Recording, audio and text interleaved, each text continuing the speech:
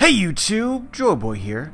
So, did Oda just low-key reveal 2 new characters that will appear in Wano? Guys, I'm gonna give this video a spoiler warning. Now, the information that I'm presenting to you will be available to pretty much anyone in Japan.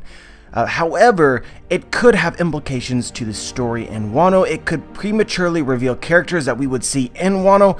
So if you want no part of that whatsoever, then don't continue forward in this video. So as part of the 20th anniversary of One Piece, there's a special event going on in Kyoto, Japan, celebrating the start of the Wano arc in One Piece. And so for this, they revealed some visuals as well as information for the event. And so this translation I am reading from Dindin Mushi on Ora Jackson, but the translations of the words around it say, One Piece Kyoto 20th Anniversary Scoop, new information has arrived, Straw Hats have landed in Kyoto. A secret treasure that has slept for ages, a legend to inherit. It begins. This is the result of 20 years of serialization.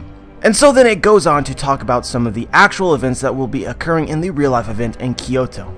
But all I really care about is the visual, which is pretty much a cover page. And so guys, when looking at this cover page, there will be 2 things, or probably more than that, but at least 2 things that will strike you as very odd. When you look at any cover page in the history of One Piece, there is almost never new characters introduced on them. It's usually the Straw Hats, their friends, and some kind of animal, or animals. Very seldom does Oda do this, and when it does happen, the few times that it has, the majority of the time the characters are clearly throwaway characters intended to tell some sort of joke or something like that. Sometimes they're part of actual cover series, the cover story arcs, and are just filler characters. The only example that I can think of like this was Crocus's cover story, in which he seems to be talking from an elderly man from Wano who we can only see his back. But in this cover story, setting up the event in Kyoto, we have 2 new characters who scream importance. I will show them now.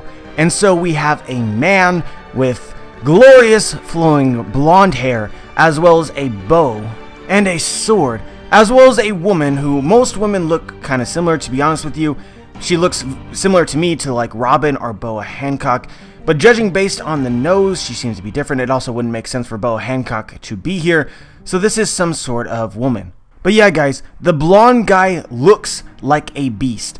And we should also keep in mind that a common theme with anime in general, Oda doesn't always follow this, but blonde hair usually equates to royalty. That hair color is just used for people who are royal. For one reason or another, you can see this in examples with Doflamingo and his family, as well as Sabo and Sanji.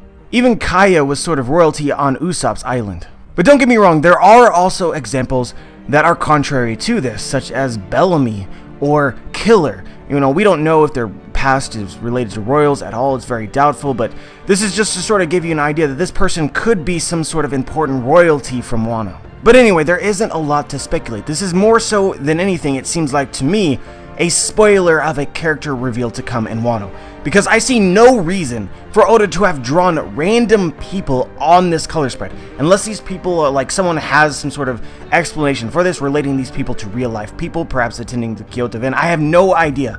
But it seems most likely to me that these characters are important, and we just got spoiled by their designs. And if I could judge, based on just how I perceive this, that these would most likely be some kind of allied characters in Wano.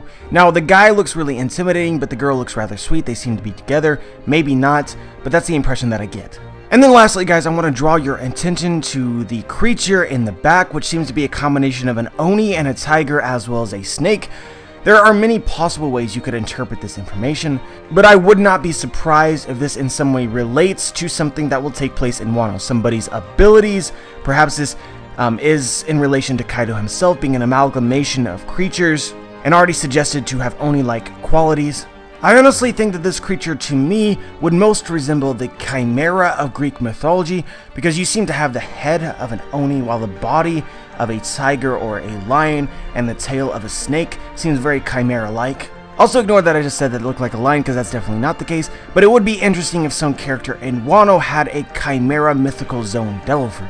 It also happens to be coated in fire, and the Chimera could breathe fire. I also want to throw out the idea of the Manticore, which is a creature with the head of a man and a body of a lion and a tail that can It's kind of weird, could be snake. But yeah guys, that's all there really needs to be said, and I felt like it was cool enough to be worthy of sharing. Let me know what you think about this.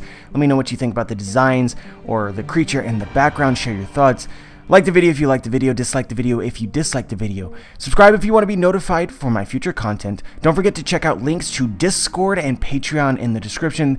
Special thanks to all of my Patreons who help me do things that I wouldn't be able to do otherwise. And as always guys, have a wonderful day.